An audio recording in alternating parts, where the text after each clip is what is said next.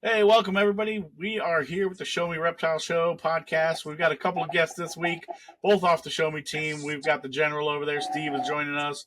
And first time on the podcast, first time on any podcast, we've got Justin here. How you guys doing tonight? Fan. Hey! Justin's a rock star, dude, for this being his first show. He's a rock star. Thank you, Steve. Try to bring the A game every Yeah, time. dude. So Yeah. Justin is one of our coordinators. Been with us for about how long now, Justin? Since January, so going on 6 months proper. So you're a veteran now, man. Half a year and probably 10,000 miles logged on the road. Yep, 20 shows. Real talk. All You the know, way to the coast. it's odd that it's only been 6 months. Yeah, time Man, flies. you've elevated and you've grasped the best ways of doing things, man. That's awesome. Well, thank you. I mean, I'm always open to suggestions, though. I learn at every show. It's fun. Justin, what was it? How did you come about it? How did you find your way to the Show Me team?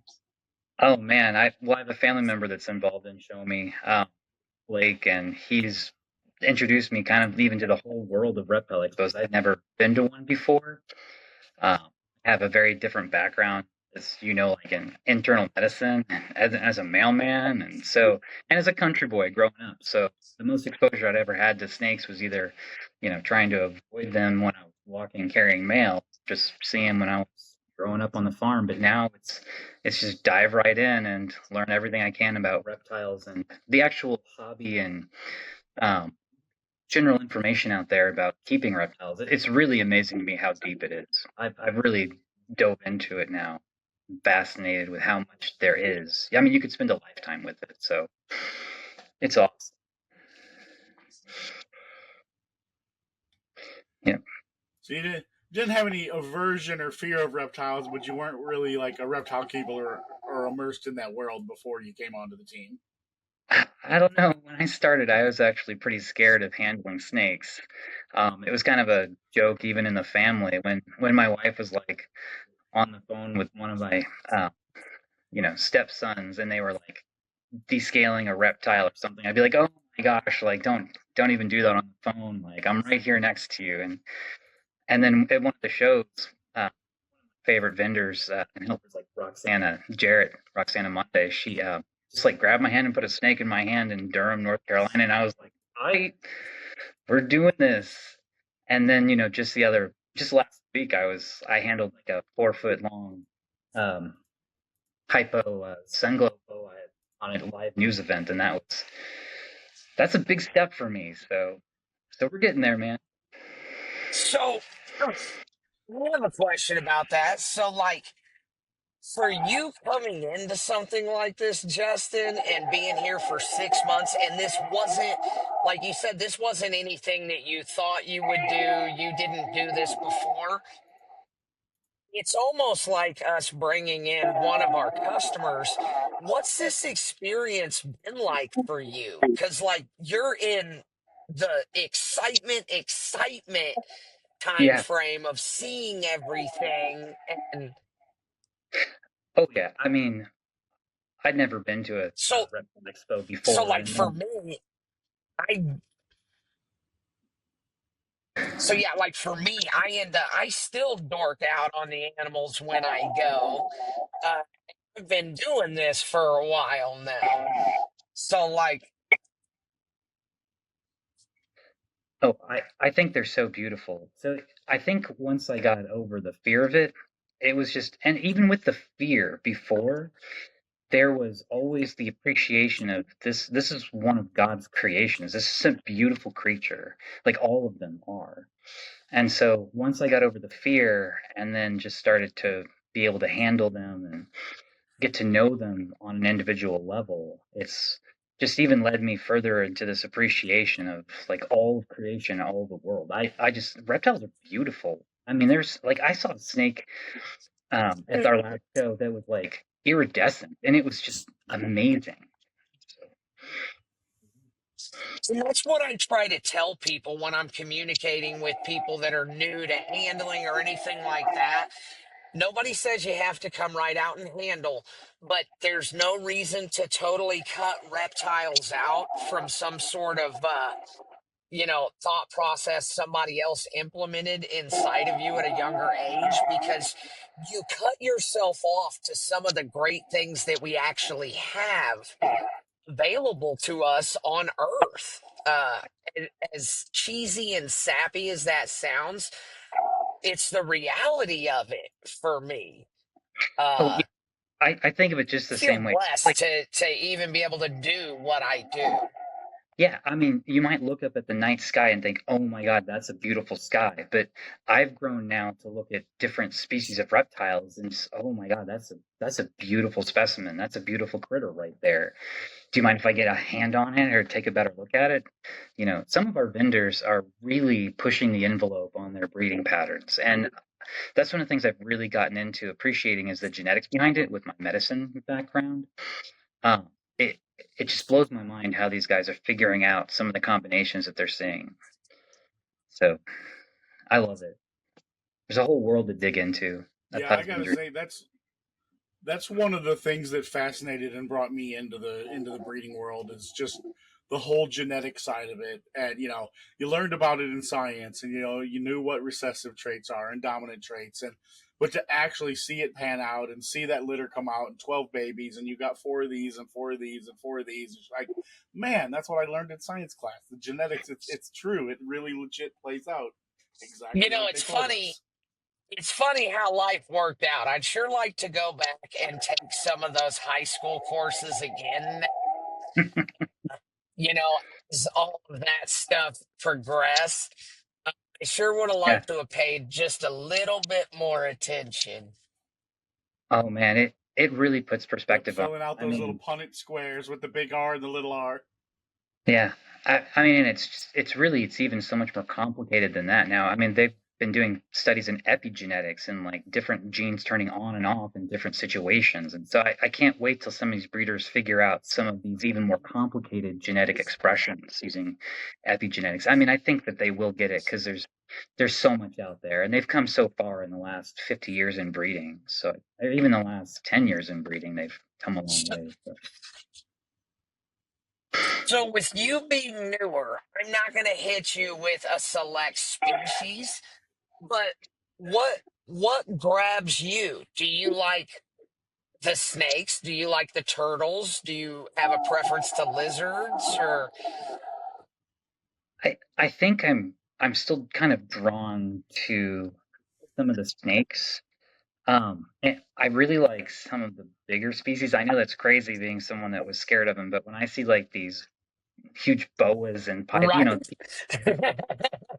footers they, like wear around their necks, I'm getting there. At my next show coming up, someone's bringing a really big um, python that I'm gonna see if I can muster it up to handle.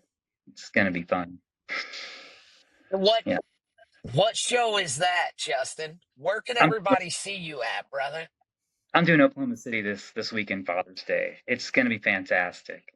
Yeah, got a good crowd of vendors coming out. And I think we're gonna get a good pull.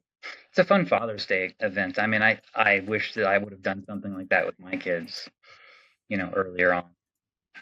So Yeah. yeah, and then after that, I Yeah, we think I'm had going to some people Durham. that like that. They're like, sorry, go ahead, Justin. Oh, I was just gonna say next I'm in Durham. And then we've got Sedalia, Missouri coming up after that, and I think even Greenville in the Carolinas after that. So all over the place. Now that that Durham show, is that the show that you're referencing you held your first snake at in the Carolinas before? Yeah, that's where Roxana just put a snake in my hand, and whew, that's Yeah, I'm yeah, looking forward to getting okay. back to that show. I've done a couple other shows with her and her husband Brent since Full then, and circle. friends. Yeah, full circle, coming back to the full circle first time when you start repeating shows. Yep. That's awesome. So Brady, I got a question for you, brother man. So, Yeah, what's up? how long have you been keeping reptiles? So when I was a kid, my sister had a boyfriend who loved them, and so they brought a couple into the house. So my first introduction, I was little. I was like 5, 6 years old, and Oh, we had nice. so way back then. I mean, I'm 51 now, so we're talking No, about a you're long time. not. Yeah, man, I'm 51. So we're talking about way back then. So you didn't just like jump online or head to a reptile show and find snakes. So it was all Right. wild caught stuff. We had a black snake, we had a wild caught hognose, we had a ringneck, DK. So like some of the cool little stuff that you even some of it you don't see now. You don't see anybody keeping DK snakes now, but they were Uh-huh. cool. I mean, them little bitty things. So that was my introduction as a kid. And then I didn't have any, all the way through my young adulthood. I had dogs and cats and stuff. But then about 10, 12 years ago, I was like, man, I'm kind of fascinated by these again. I want to get them. So I kind of fell back in love with sand boas, man, especially because I hadn't seen those when I was younger. But man, they're just like such cool, derpy looking little snakes. And there's a funny story, man. I looked on Craigslist and somebody had posted two sand boas for sale. Wife says they have to go today or the house is being lit on fire. It So I'm was like, that's destiny. mine. They're mine. You So came to the rescue. whoever it Brady. was obviously brought some sand boas home and was not supposed to. So I went and got them. They came and became my pets. And then, you know, now I have like 100 sand boas and blue tongue Oh yeah. skinks Oh yeah.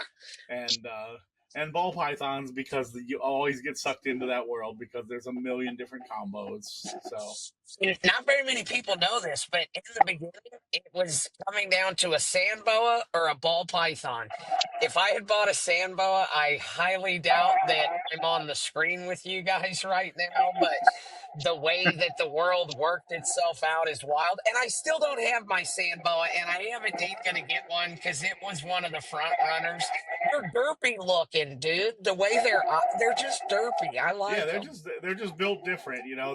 They're meant to bury themselves in the sand, little tiny scales, and just leave their eyes up, Dude, waiting it's just a for food. tiny sausage tube. Yeah, but they are They're cool, man. Like this is like fascinating. Like especially if you keep them on sand and you watch them and they just disappear into it. Like it's such a smooth action the way they just slither down and bury themselves right into it. No, it just looks. I like them because it's like it's so derpy. It's like if you Yeah, were gonna make a snake sock puppet, you would put the eyes in the same spot. yeah. Yeah, and you know what? And it's like it's funny how there's different species you just fall in love with. Like my favorite thing that I keep, I have chuckwallas, and like you don't see them out there a ton, but No, you they have don't. they have the most personality. I guess because people import Eurmastics, and it's kind of a similar, vegetarian desert species, easy to keep. Uh, so I guess people just kind of go that route, and it's probably good because we don't want people collecting tons and tons of them out of the wild here. But they have so much personality. They're just really really fun to keep. I've got some that I raised from little babies, and like you walk to the cage and they run right up to the front, and you can hand feed them all day. And I love, first of all, I love to hear exactly what you just said, especially when you're like, not very many people are doing them. Because as you know, with deforestation and all of those things, populations of stuff are getting wiped out. Yeah, And it's important that there's a few people here or there because, uh, people like to paint breeders into a certain pocket, but breeders have also been responsible for really good things in repopulating native species and things like that. So, like, I love the fact that you're working with something that not very many people are because it's like Justin said, there's so many different scaly friends. Everybody should have something that they like. yeah, yeah, yeah. See, yeah. Brady, And like, you're absolutely right. It's kind of like oh, I was just gonna say, like, we have a similar like sorry, rescue Justin, didn't mean to situation. cut you off. No, it's okay. You know, since I didn't start as a reptile person, it took me a while to kind of grow into it. And my first reptile pet actually came as a rehome and rescue, and it was really weird. Like when I was a mailman, I knew everybody in our community like that lived in the city limits here in Boonville. So when one of our old postal patrons like learned that I was a reptile coordinator, she called me and she was like, "Oh my gosh, one of my friends has this Greek tortoise that like their son brought home and no one wants them anymore. You help us rehome it." So we went and checked it out, and I decided that we really love this Greek tortoise. So that was actually my first reptile pet was rehome situation too. And then we built him a big tortoise table, and he's got a nice enclosure because we, bioactive and there's isopods and springtails in there with him, and he likes to climb. It's really weird for a tortoise, so we named him Donatello the Ninja Tortoise. So.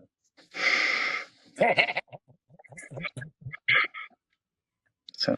Yeah, I love, one of my favorite things, like Steve, you talked about it, like people working with things that are not that common, and how sometimes the breeders end up being the ones who are helping to repopulate. Big time. Yeah, like for one of my favorite species, like dream species to own someday is Eastern indigos. Well, come on, dude. Of course, me too. Get me some when you figure it out.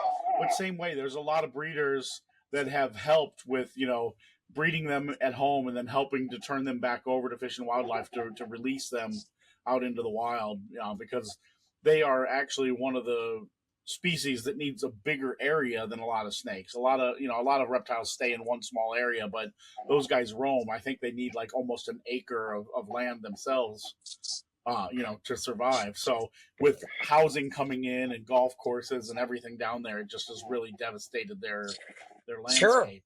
Sure. Yeah. We are very invasive. That's for sure. We are the most invasive species ever known to man times a million. To the point where we don't understand why these animals are in our area. What are you talking about? Yep. You're right, Steve. But it's like beating the same old drum when we talk about like a bunch of your New Caledonian species, so your leopard geckos and things like that. I think that's one of the breeders' biggest things that they can say, "Hey, look what we did," because they were in some serious danger, and now you can see them at every reptile show. That's getting it done, fellas. Yeah. Yeah. Yeah, and especially like you gotta love it, especially on a species like that when they become so popular that it kind of tips the point to where there's not even a point in collecting them in the wild now because there's so many Well, people breeding how them. how sad would it be if we didn't have them? How sad would that be? Yeah. Yeah. We have like 60 of them at our place. It would be so sad for that species to no longer exist. There's certain species out there that people don't really care about. And I'm not just talking about reptiles, but there is indeed someone else out there in the world that likes it. And it's very detrimental to the ecosphere and all of that stuff. When any of that falls off, it shifts everything in that direct zone. How many times do we see something where, oh, they're spraying the fields, it's killing all the bugs, but now we're having a problem with runoff into the streams or the animals that were eating those bugs? And like one thing always connects to the other in like a waterfall effect. So like it's important. Oh yeah, everything has a Yeah, just place like in what this was world. it? Was it DDT that was destroying the eggs for like eagles and whatnot back in the day? And I know once they got rid of that, now eagle populations have soared and come back dramatically. And thank God, because I tell you what, nothing makes me feel more like an American than when I'm down at Lake of the Ozarks with my shirt off and there's a couple bald eagles over the top screaming. I couldn't be more proud. We had a couple bald eagles circling over us. We were at a hip campsite in Chattanooga, Lookout Mountain. There's a couple of bald eagles that were just soaring and swirling together. It was beautiful. I don't know. I don't know a whole lot about birds, but I am fascinated by the falcons, the hawks. What a powerful species that is, man. Yeah, that's another thing I grew And up massive watching out in too, the man. country and wish I knew more about. Yeah, the sheer So, size Justin, when you see like eagle, you see an eagle or hawks up close. Like it's just unbelievable how big they dude, actually are. well, Yeah, I went out herping last night and it was two thumbs way down, but I gave it everything I had.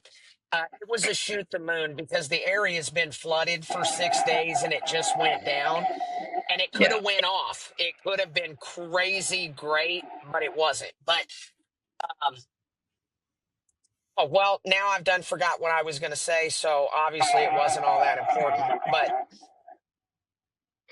I haven't been on a good herping trip yet. That's something I need to get into is, going out and just looking and trying to find stuff and taking pictures.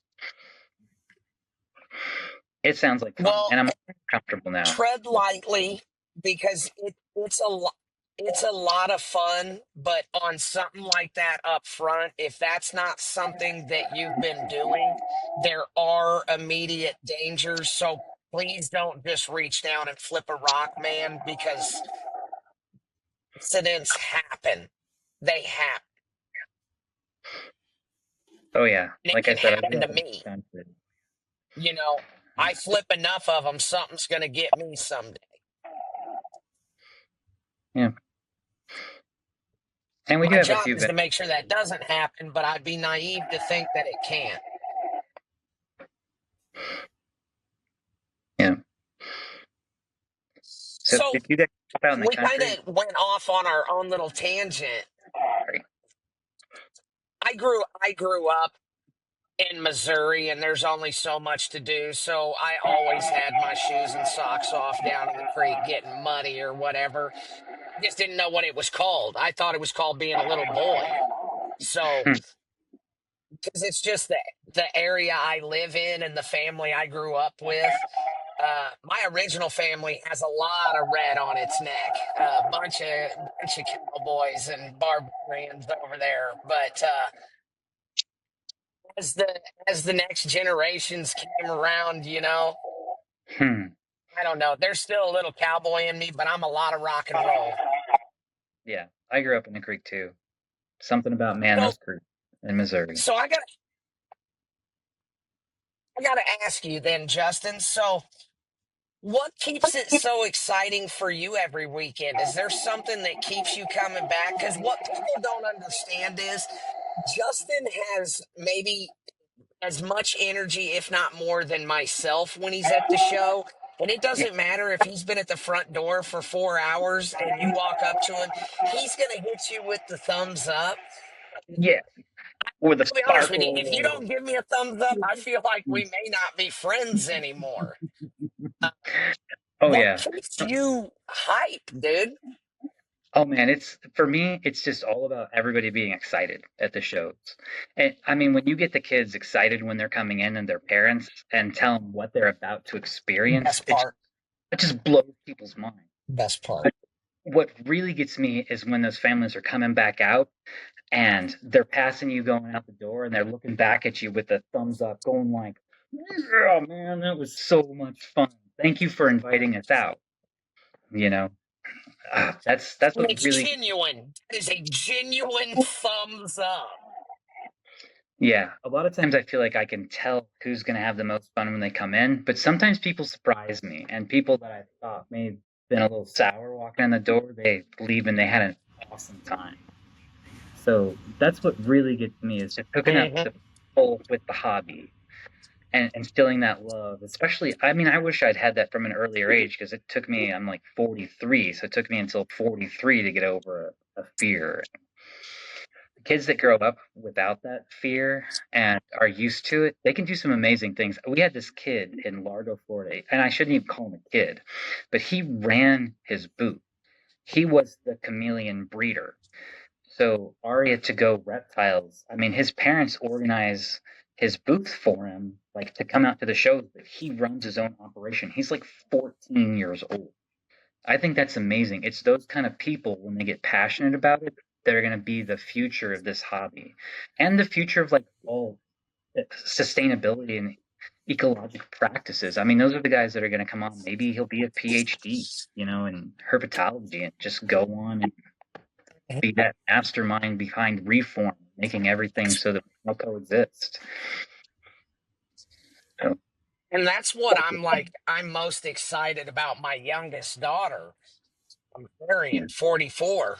She started in this reptile stuff at 8 years old, and all of her training and stuff has come from me. So I've made sure that I have been like hardcore on the husbandry and things like that so that she yeah, gets to see it firsthand. And as good as I am, if that kid isn't better than me by the time she's 24, I've not done my job, because what is common knowledge to her, she doesn't realize that's not common knowledge, honey. Not everybody knows how to do that.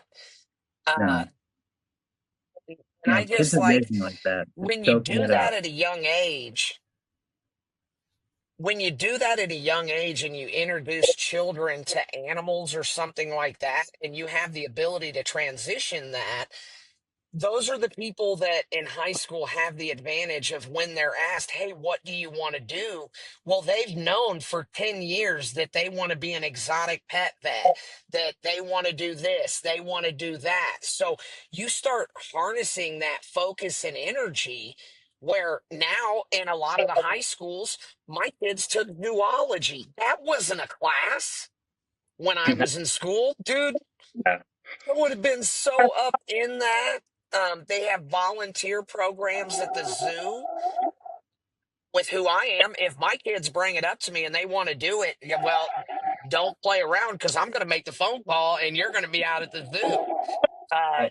I just think that's so cool, and it just opens up so many avenues for positivity for the youth instead of all Yeah. the negative that the world's going to throw in the next 10 years at them anyways.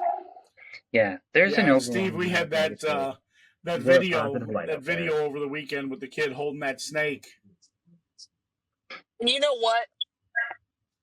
That his dad and him looked at me and Brady. I was the hero for them that day. You know that I'm humbled that I have the ability to do something like that for somebody, because that little boy will never forget the first time he held a snake.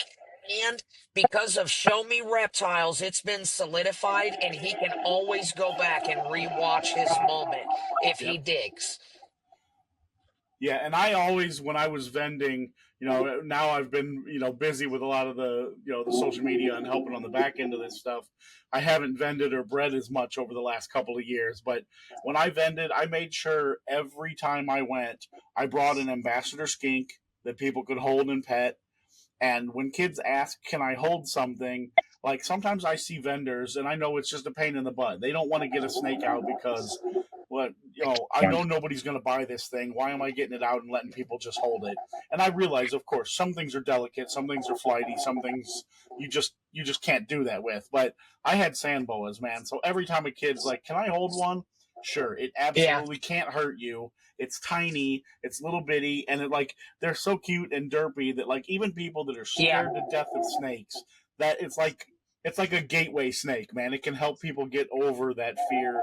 I'm like, look at it. Look at its tiny little head. What could it possibly do to you, even if it does bite you? It can't hurt you. And then, you see those kids hold it for the first time, and they just light up, and like their body relaxes, and they're just excited, and like now you've sold them on it. They're gonna want to come back to the show every time it's in town. Well, and what that video doesn't show goes back to what Justin said initially. I ended up meeting that kid and his dad up at the front, and the kid came in, and you could just see it on his face. He was elated. He was trying to look through the door, beforehand, and he told me he was excited. He's like, I've never been to a show like this before, and I'm like, that's awesome, dude. And I just asked him, I was like, have you ever held a reptile? And he said, no. And was like, well, if you want to, I'd like to go in with you. And that brings me to my next point, is what you said, Brady, about bringing an animal. I could not. I could have gone somewhere else to hold an animal, but I immediately knew Ryan Thomas was the direction to go. And we just had Ryan on here, not too long ago, a month back. It's worth a rewatch, guys. So you might slide through and find that interview. Um, Show Me family right there with Ryan, his daughter, his wife. So I knew that if I went over there, I could complete this mission. And Ryan just made it so much easier with what a good guy he is. And that helped me do that for them. And here I get the accolades as, hey, man, look what Steve did. It took multiple things falling in place to make that moment. And that was a show me moment. Yep. Yeah, I love that. absolutely. You're right. And it's like we cherish the vendors who are like that and who really, hold it in their heart that they want to introduce the next generation Yes, of sir. keepers. Yes, sir. That's important because the honesty is Ryan could have said no. Yeah. He never would have. But what I'm saying is the vendors don't have to agree, So I just appreciated that so much. And I reached out to him multiple times and told him how much I appreciated it personally. And just awesome. It was an awesome experience for the kid. And I'm glad I got to be the catalyst for that. That's the type of stuff I dream about doing. That's what I want to do my whole life. Yeah, and it's just it's good sales technique for the vendor too. I mean, trust me, if you held your first snake at his table and it comes around three shows later and you decide it's time to buy one, where else are you going to go? You're going back to the table. Let me also tell you the punchline at the end of that. They left the show with a little leopard gecko, I believe. I believe it was a leopard gecko and a setup for it. So he had never been to a show, held a reptile. That experience happened, and they left the show with an animal. So great experience for them. Great experience for vendors. Money was moving around the room. We did everything we were supposed to do. All sides were happy, and that's the show me way, baby. Yeah. Not every kid needs to leave with a snake. Like nothing but smiles and big hearts.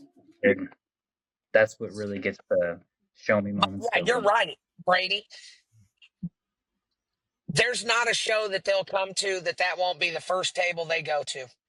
Right. They're going to remember Ryan's him and table. say hi every time. Even if they don't buy a ball python, they're going to say hi. Doesn't matter. Remember. Doesn't matter. And Ryan was at that show by himself, so he didn't have his full team. When that little kid comes over and Ryan's daughter's there and she's got little trinkets and there's donuts and stuff, that experience just gets better for that kid the next time he comes to the table. Yeah, and I'll tell you the one thing, I know it's on Mickey's radar and he wants to do as we build this team, up.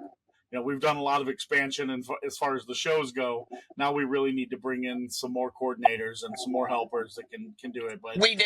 We really want to start pushing the education side and try to have more breakouts at some of these shows where we can get somebody in who's going to do a little bit more education. Our coordinators do a fantastic job with running the shows, getting everything done for the vendors and the attendees.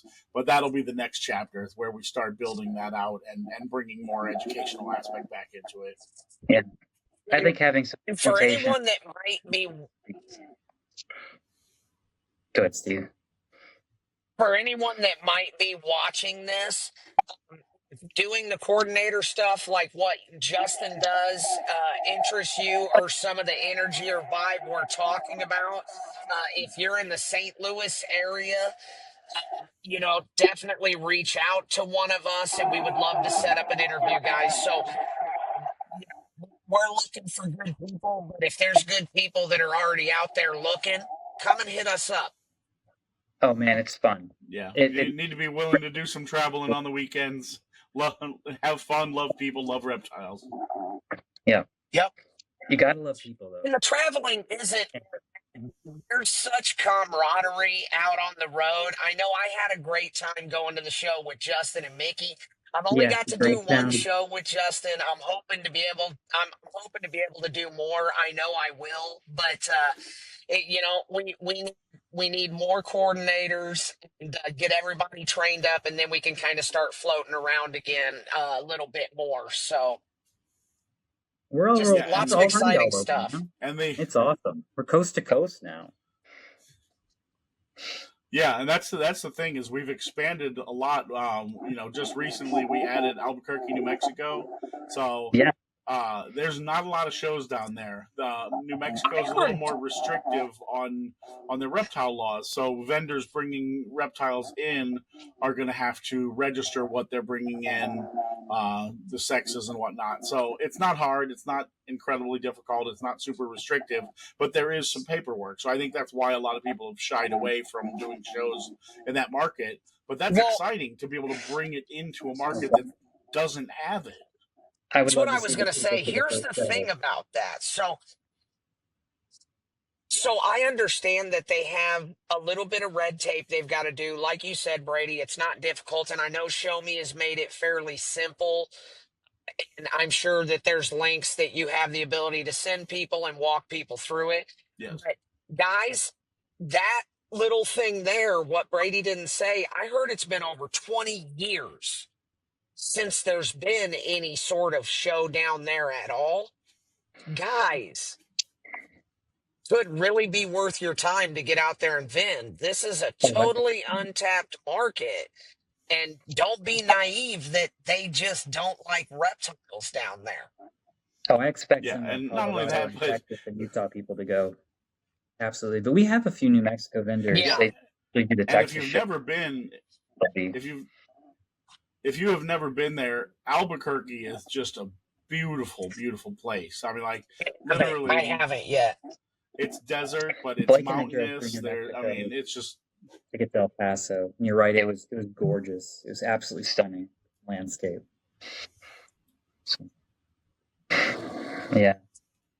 and then we've added shows on the West Coast too. So we'll start ramping up and pushing now to bring vendors and advertising for attendees into Oregon and Washington.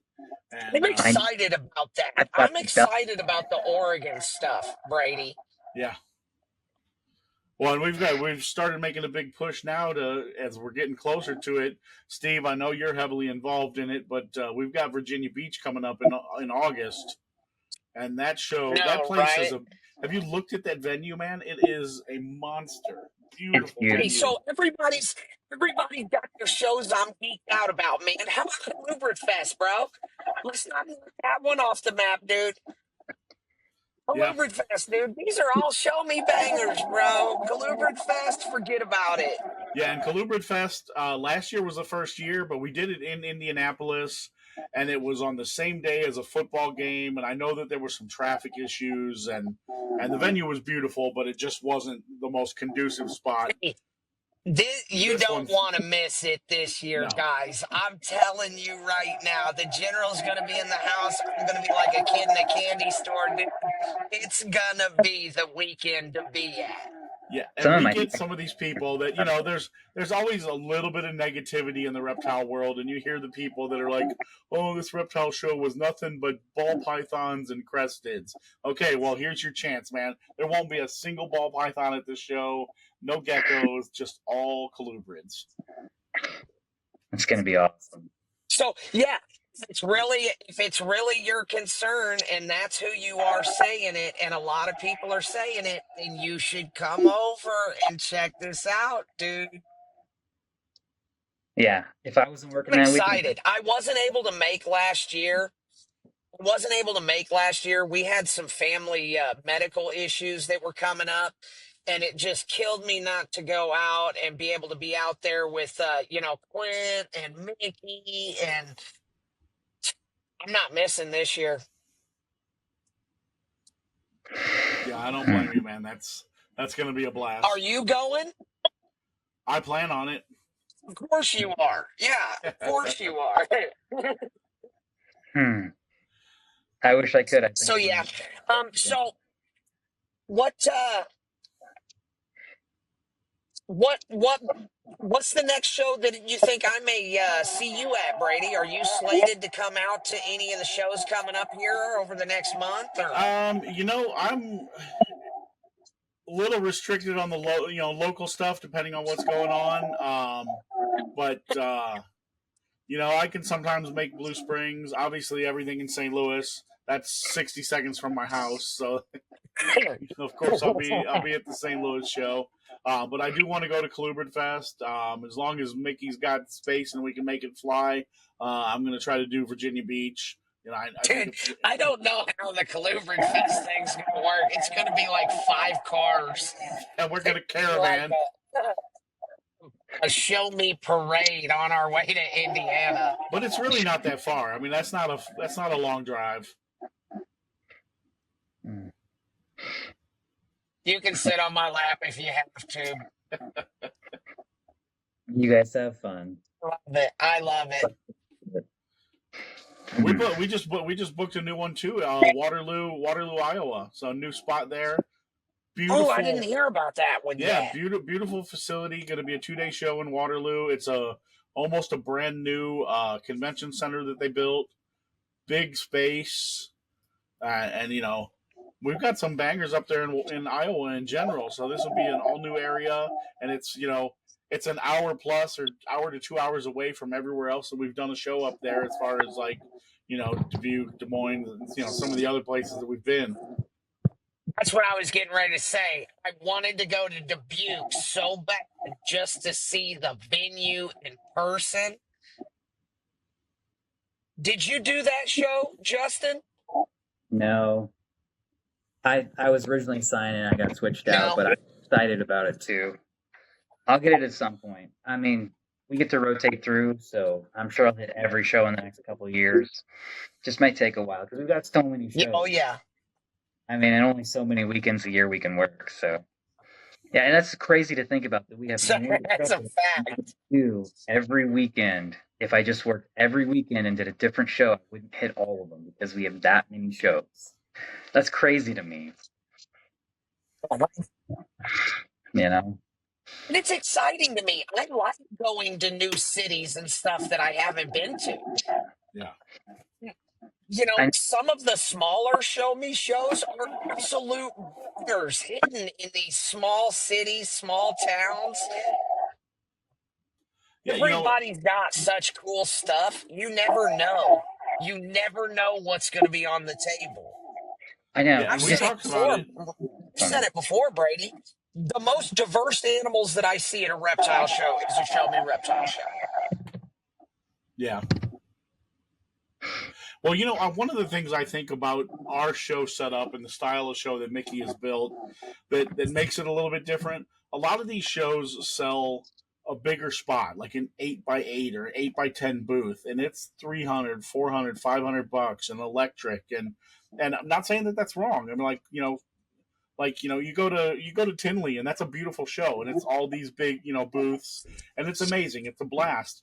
But the small vendor can't do that. I mean, that's lots of competition for the small vendor to get eaten by sharks. Right, and they've got to put. I mean, you've got to put out $1,000 by the time you rent a booth, get two nights hotel, eat some meals. You got to sell $1,000 to break even.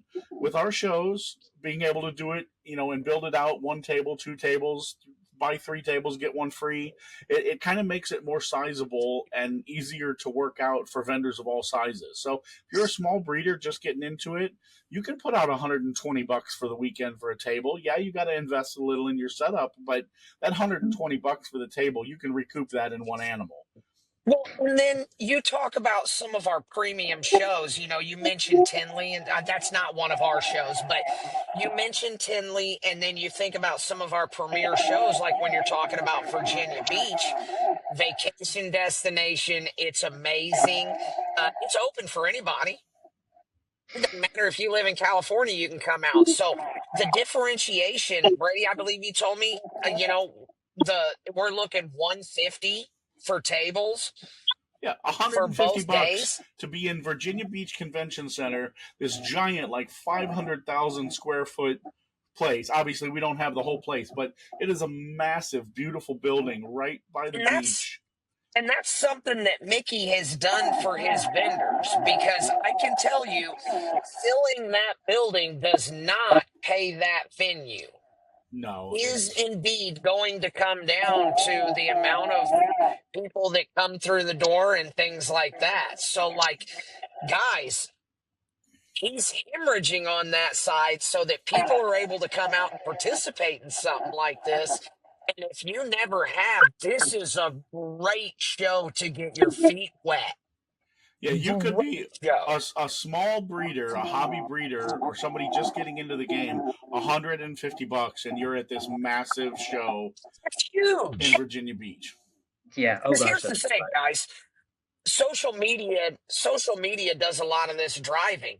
Even just having your table set up there and getting pictures in such a professional, beautiful atmosphere, that is going to drive your overall content, the things you're releasing on social media, that ipso facto brings in more customer base for that small business. Yeah. And this is what Mickey does, dude. In years of supporting local small businesses across the U.S. Yeah, and there's a ton of eyes on that show, so you can bet, if I'm there, Steve's there, and Mickey, and who knows how many other coordinators. You have no idea how much social media, people going live from that event are going to be there. So if you're there as a vendor, you can blow up. And I have to look, because I know that show is coming up here sooner rather than later. I know when I looked, we still had a few tables that were open. So anybody out there, you can go to showmereptileshow.com and open up a little vendor setup, do your description. It walks you through that stuff, or reach out to us directly on socials through messaging or whatever, and we can walk you through it. But now's the time to go ahead and start making those arrangements, guys. And plus, it's August. Add an extra day. Spend some time at the beach. Have some seafood. It's a no-brainer. You can't get any better seafood than like fresh oysters and crab and stuff coming straight out of Chesapeake Bay. And I'm always the experience. But just the experience alone. Yeah. So, and a lot of those big shows like that on a vacation destination, you're looking $250 to $350 on your tables. A lot of times you're looking, when we're talking about the $150, that's table for 2 days. That's not $150 for Saturday, $150 for Sunday. It's a package deal on that. And that's also something you don't see at a lot of these other locations. Yeah, and the other thing a lot of people don't know, when we do almost every one of these shows, Mickey eats the cost on the electric. Like, these venues charge us to run electric, and sometimes it's a pretty hefty amount. And a lot of these other shows, they turn around and just, they tack it on $100, $125 to have electric in your booth. Mickey doesn't do that. Tables, clean up. There's a lot of things. There's a lot of things that go behind the scenes that people don't realize, because we set these shows up from scratch every weekend, from scratch. These coordinators are all stars. We get out there and buck tables and run cords and take things down, make it look pretty before people get there. Whatever it takes. Yeah, whatever it takes. That's like should be the first line when someone is reading the application. Coordinator, whatever it takes, because you're the man on the scene. And there's a lot of truth behind that, isn't there, Justin? Yeah, I mean, as long as we're always with a team, 2 or 3 people out there, and we watch each other's backs. But yeah, we get there earlier than everyone, and you have to plan, you have to go through your list, you set up tables, you have to plan for the people that are just going to show up unannounced. You plan the best you can plan. Yeah. You have backup plans. You plan and then you improvise on that plan. Yeah. We're fluid. Mickey says we got to be ducks. Yep. Water off the back. Well, all right, guys. We try to keep it at under an hour every week, so we're rolling up on 7 o'clock here. It's been a fantastic conversation. Great to introduce Justin. And it has. I had a really good time, guys. Yeah. It's all good right, to guys. see Well, we're gonna call it a week, and we will be back. We'll be back on next week. Thank you so much, Justin, for coming on, Steve. We appreciate you hanging out. Absolutely, dude. Thanks, Brady. See you guys. See you later. Guys. For the shows. See me in OK. Thanks for tuning in to the Show Me Reptile Show podcast. Remember to subscribe leave us a comment, and tune in for more amazing reptile content soon. Until next time, stay curious, love your animals, and respect one another.